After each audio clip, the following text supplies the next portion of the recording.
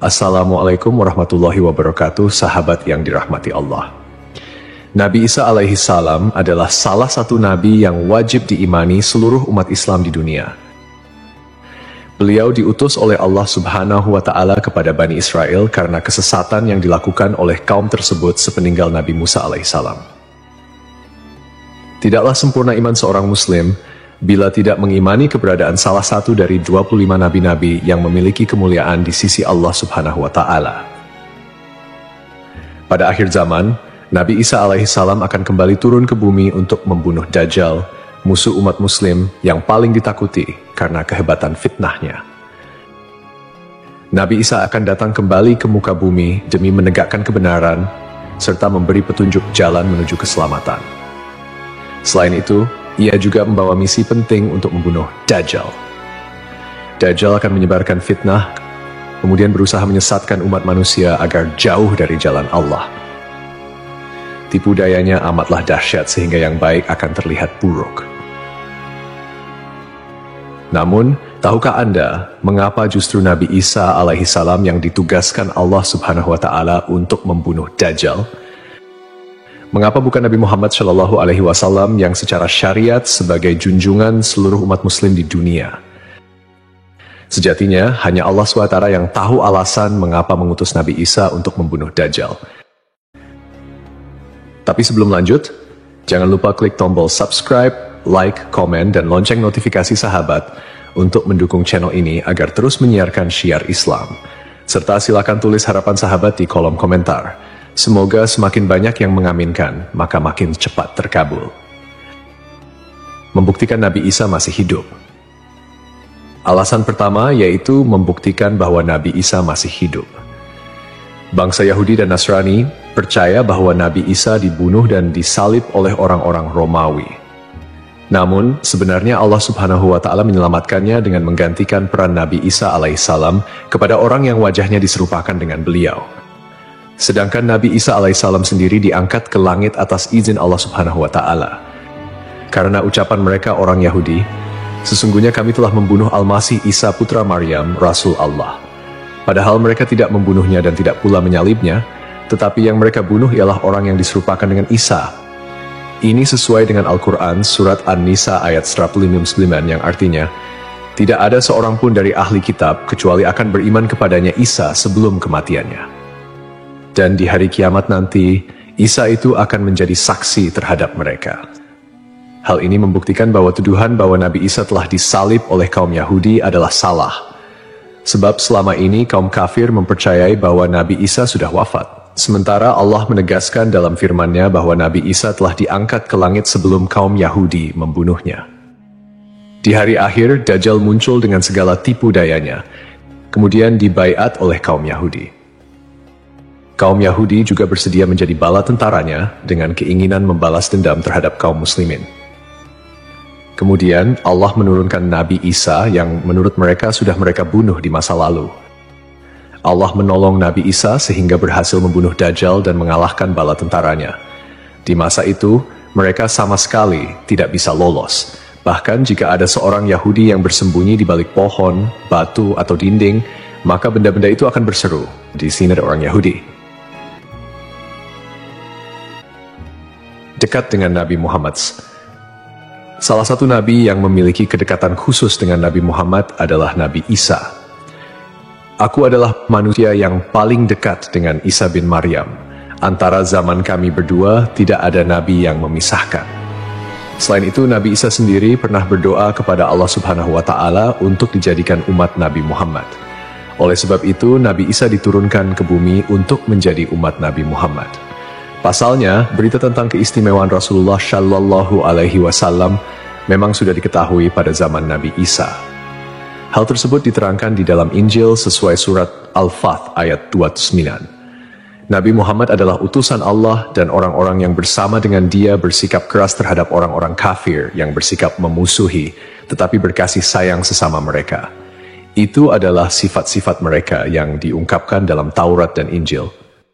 Yakni seperti benih yang mengeluarkan tunasnya, kemudian tunas itu makin kuat, lalu menjadi besar dan tumbuh di atas batangnya.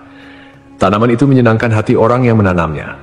Keadaan mereka diumpamakan seperti itu. Karena Allah hendak membuat marah orang-orang kafir. Allah menjanjikan kepada orang-orang yang beriman dan mengerjakan kebajikan di antara mereka ampunan dan pahala yang besar. Nabi Isa alaihissalam kembali turun ke bumi diyakini akan menegaskan kebenaran dari ajaran Nabi Muhammad SAW. Tidak bisa dipungkiri bahwa saat ini banyak umat Nabi Isa yang tidak menerima ajaran Nabi Muhammad SAW. Padahal Nabi Isa alaihissalam merupakan pengikut dari Rasulullah SAW.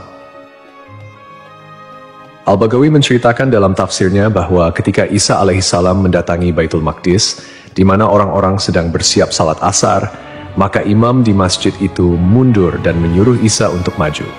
Namun Nabi Isa enggan dan ia tetap salat di belakang imam dengan syariat Nabi Muhammad SAW.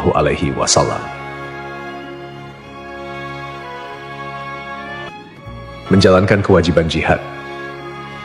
Menjalankan kewajiban jihad sebagai kaum muslimin adalah tugas yang penting.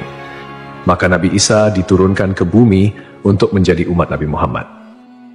Keistimewaan Nabi Muhammad memang sudah diketahui sejak masa Nabi Isa dan diterangkan di dalam Injil sesuai surat Al-Fath ayat 29, yang artinya, Muhammad adalah utusan Allah dan orang-orang yang bersama dengan dia bersikap keras terhadap orang-orang kafir, tetapi berkasih sayang sesama mereka. Kamu melihat mereka ruku dan sujud mencari karunia Allah dan keridhaannya.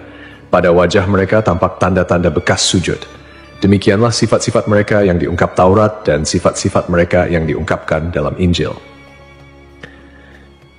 Saat Nabi Isa turun ke bumi, Dajjal sudah berada di tengah masyarakat dan memperdaya manusia.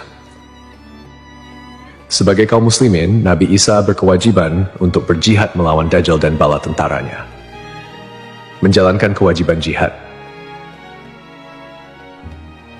Allah Subhanahu wa Ta'ala memilih Nabi Isa alaihissalam untuk membunuh Dajjal sebagai bentuk penegasan terhadap kebenaran agama Islam.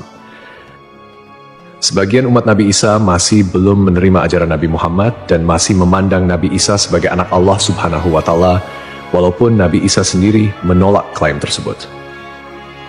Nabi Isa sebagai nabi yang jarak paling dekat dengan Nabi Muhammad. Keduanya merupakan tokoh yang unik dalam perjalanan kenabian. Tidak ada nabi yang diutus oleh Allah Subhanahu wa Ta'ala di antara masa hidup Nabi Isa dan Nabi Muhammad. Oleh karena itu, Allah Subhanahu wa Ta'ala mengutus Nabi Isa untuk membunuh Dajjal dan menghapus seluruh agama selain Islam. Tujuannya agar umat Nabi Isa menyadari kesesatan pandangan mereka dan beriman kepada Allah Subhanahu wa Ta'ala serta Nabi Muhammad sebagai nabi terakhir. Tindakan ini juga menggambarkan bahwa agama Islam adalah agama yang benar dan sempurna, mengintegrasikan ajaran-ajaran para nabi dari sebelumnya. Agama Islam sebagai agama rahmatan lil alamin yang membawa kedamaian, keadilan, dan kesejahteraan bagi seluruh makhluk. Nabi Isa diberikan mukjizat luar biasa seperti menghidupkan orang yang telah mati, menyembuhkan orang buta dan sakit, serta berbicara di buayan hingga dapat menciptakan burung dari tanah liat. Nabi Isa sebagai penyempurna dari ajaran sebelumnya menyampaikan bahwa setelahnya akan muncul seorang utusan terakhir, yakni Nabi Muhammad. Nabi Muhammad, nabi yang paling mulia dan utama di antara semua nabi. Beliau dianugerahi mukjizat terbesar, yaitu Al-Quran, yang merupakan firman Allah Subhanahu wa Ta'ala yang tidak dapat ditiru ataupun diubah oleh siapapun. Selain itu, Nabi Muhammad juga memiliki syafaat, yaitu pemberian ampunan kepada umatnya di hari kiamat. Melalui perbuatan membunuh Dajjal, Nabi Isa akan memperkuat dan menegaskan kemuliaan Nabi Muhammad, mengakui kedudukannya sebagai nabi penutup zaman. Tidak hanya Al-Quran, Nabi Muhammad juga diberikan mukjizat lain seperti membelah bulan dan air mengalir dari jemari tangannya. Perjalanan Isra dan Miraj serta mampu bersabda dalam berbagai bahasa. Mukjizat-mukjizat ini menunjukkan kekuasaan Allah yang melampaui batas akal manusia. Sementara keistimewaan Nabi Muhammad sebagai utusan Allah yang paling sempurna semakin terungkap, akhlak mulia, kejujuran tak tercela, keberanian luar biasa, dan kepedulian yang mendalam terhadap umatnya juga menjadi bagian dari kepribadian Nabi Muhammad. Beliau adalah uswatun hasanah, telan baik bagi seluruh manusia. Hubungan dekat Nabi Isa dan Nabi Muhammad terlihat jelas, di mana Nabi Isa adalah nabi yang paling mendekati masa kenabian Nabi Muhammad tanpa ada nabi lain yang diutus oleh Allah antara keduanya. Nabi Isa bahkan menyampaikan kabar tentang kedatangan Nabi Muhammad sebagai nabi terakhir. Beliau mengakui bahwa Nabi Muhammad adalah nabi penutup para nabi dan menyatakan persaudaraan di antara mereka, cinta dan saling menghormati.